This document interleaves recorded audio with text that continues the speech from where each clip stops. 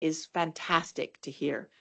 So for our first session today, we have a theme of supporting anyone and everyone who's keen to learn about our wild plants. And our first speaker is our incoming BSBI President, Professor Paul Ashton, who's going to talk generally about the BSBI's training offer. Paul is a professor of botany at Edge Hill University in Lancashire, and he both teaches and does research.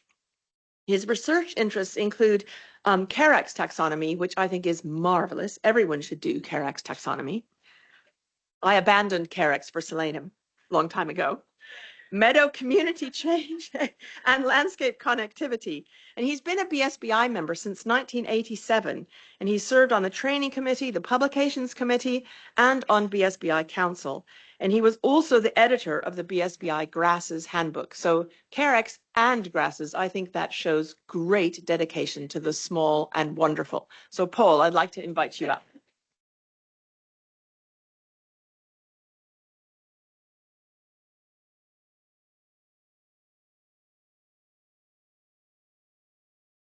Failed the first test, which is operating the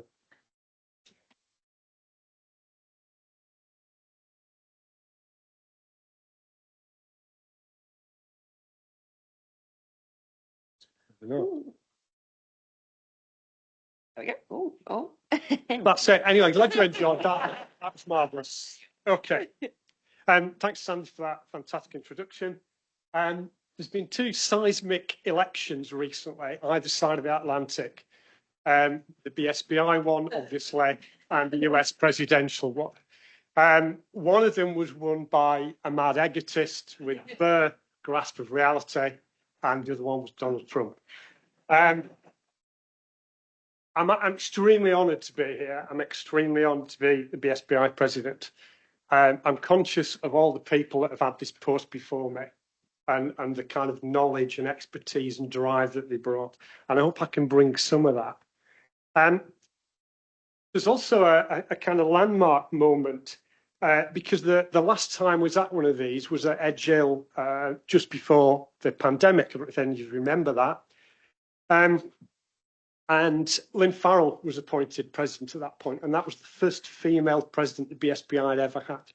And that was appropriate because Edge Hill's origins are in the suffragette movement. Louise pointed out to me that today we've got a much more diverse group than we've ever had at the poster presentation, and that men are in the minority. So the historic moment is that the old white man is becoming a protected species. So cherish this moment. And when you take on a post like this, it's always good to kind of just reflect on where you come from. So I went back to my old school, and I know what you're thinking, that that's a coroner's court. That's next door. The school was so rough that any deaths that happened straight next door, where they were, and they were always death by misadventure, but there you go. The point I kind of want to make from that slide is that science is one of those rare things where your background doesn't matter. And that in many ways, that kind of signpost as you go through life is restricted by where you come from and who you are. I think science and botany in particular ignores that. And this is your subject, regardless of who you are, where you're from, colour of your skin, gender, chromosome complement, whatever. And I think that's really important. And I've been really, really lucky. It has been the most fantastic job working at Edge Hill, and I've been to fantastic places. I've studied salt marshes, I've studied montane habitats, I've studied coastal sites, although I put that on as a health and safety warning. Don't go botanising on cliffs like that, or you'll bump heads with the bloke in the yellow tent down there. I've looked at meadows, still do. PhD student on meadows at present. Woodlands, this is my local patch, back of where we live. I don't own it, so just point that out, but it's a great location. And in terms of plants I've worked with, Sandy's mentioned the grasses and sedges. I started out with the ragworts as my PhD, looked at groundsel and Welsh ragwort, and obviously Oxford ragwort. I got a picture of Welsh ragwort and groundsel because they're the most miserable, unphotogenic species ever. But there's Oxford ragwort growing surprisingly at Oxford. That's the Thames just below that. But its native habitat is this kind of place, you know, railway sidings and so on. I've worked with cranesbills more recently. Sandy said I've worked with sedges, many of them. But there, I put that on because it's the most, probably the most obscure plant in Britain, certainly the most obscure sedge, I think. But you can see it for about 2 weeks of the year. It grows in Thames meadows. And then once the vegetation grows above it, it's gone. Fantastic locations. Yellow rattle and small leaf lime. So what you're thinking here is that's a kind of the work of a dilettante, isn't it, really? And the man who flicks from habitat to habitat, species to species, completely shallow, no depth whatsoever. You're probably right if you said that. But I think there are some common themes. And the common themes that I would draw out is that I've worked with brilliant people and continue to do so. And it's easy to shine if you work with brilliant people. I recommend it to all of you. One particular brilliant person is in the audience. I don't want to embarrass her because she's sat at the back. But every person should have one of these. It's a field assistant. This particular field assistant has worked with me for over 40 years. She works in all weathers, brilliant. And I know you signed the no publicity rule when we got married, but it is about time you kind of got some credit. So I'm putting that on record now. I've also developed a career through teaching. And teaching, or infusing as I like to call it, is great because you work with people who ask you questions. And if people ask you questions, you kind of got to answer them. And most of the time, I don't know the answer. I actually don't know very much. As I always tell my students, I'm an educational facilitator. I don't actually know anything. I just know where to point people in the right direction.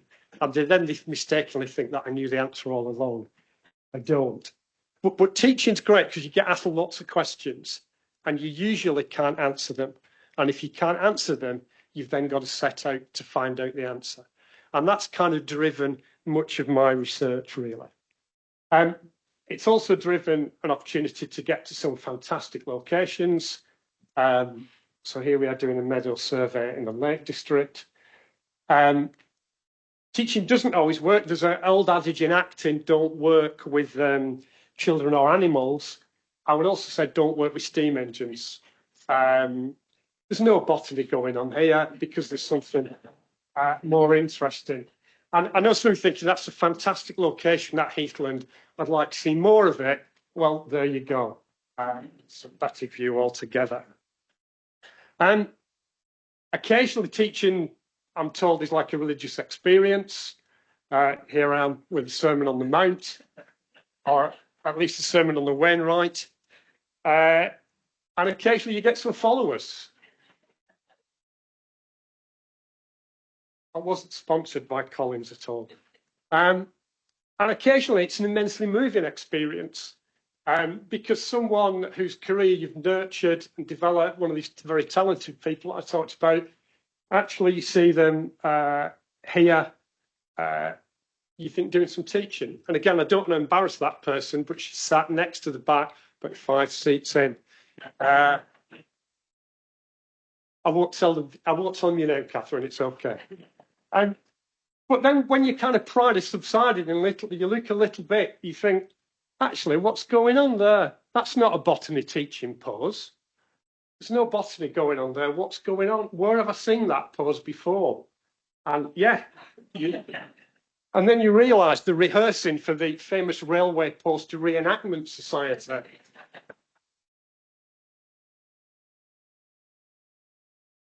Okay, occasionally you do get rapt attention, but it's the plants that do it rather than me.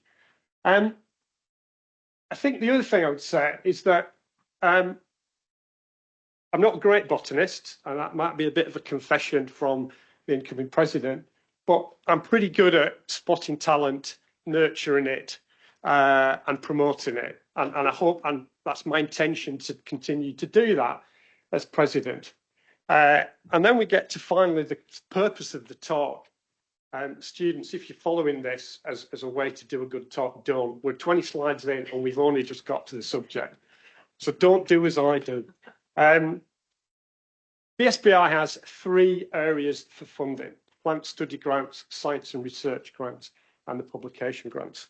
And I'm reminded of an old colleague of mine I used to work with, who used to start meetings by saying, handing a piece of paper out and saying, "You can all read, so I'm not going to tell you what's on this," and then she'd read it out to you.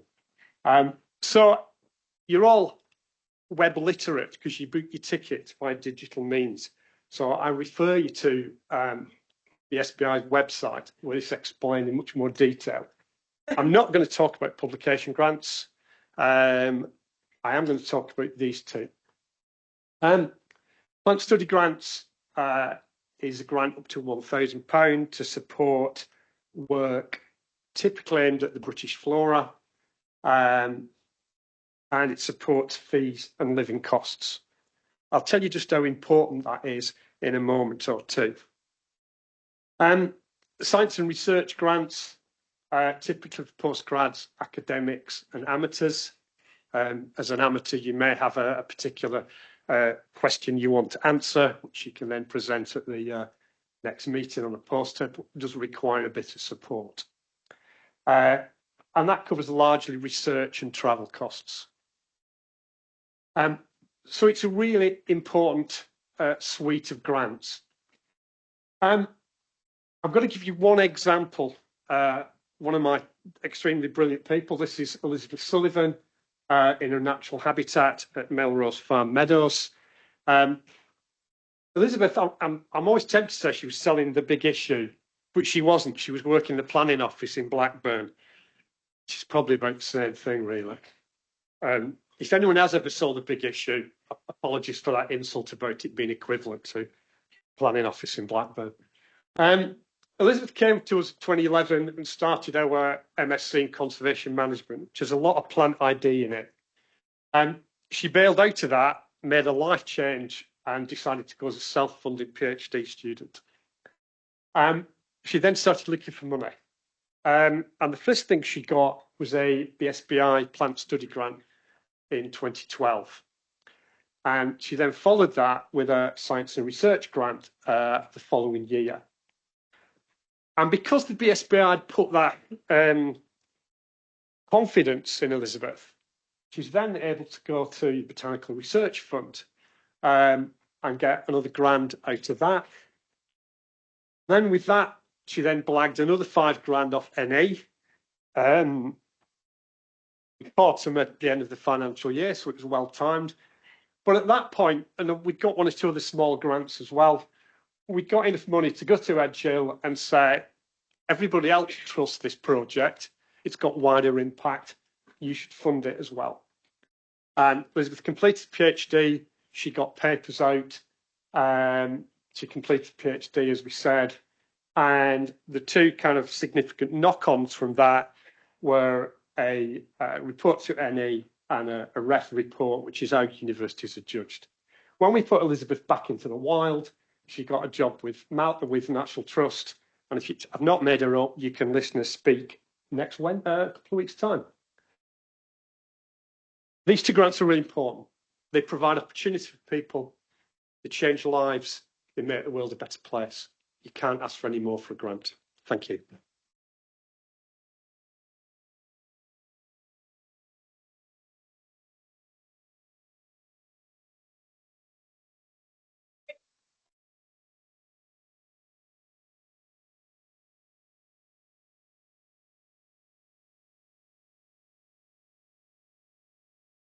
Billy will run with the microphone. So just to add about the microphone, please hold it up here and not all the way down here because we can't hear you down here.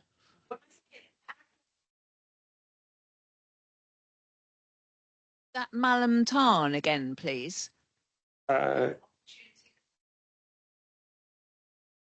Sorry, beg your pardon. What I said is Elizabeth, following her time at a jail, got work with the National Trust, then with Yorkshire Wildlife Trust, and now works with the National Trust again.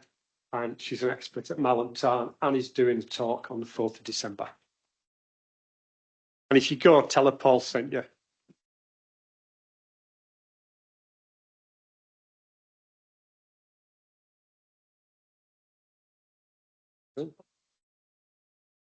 To not be much of a botanist, because I'm not much of a botanist either. So this is going to be a great time. Okay, next up we have Rebecca Keeling, who's going to talk about her personal journey, about how having a FISC and studying at the Eden Project helped her on her botanical journey. And the thing is, every one of us in the room has a botanical journey. And I think what's wonderful is for us to be able to share those journeys, because each one of us has a really different one. There's no one way to end up being in this room. So what's wonderful is all of us have those different stories. So Rebecca, I'll stand up and lurk when you have 3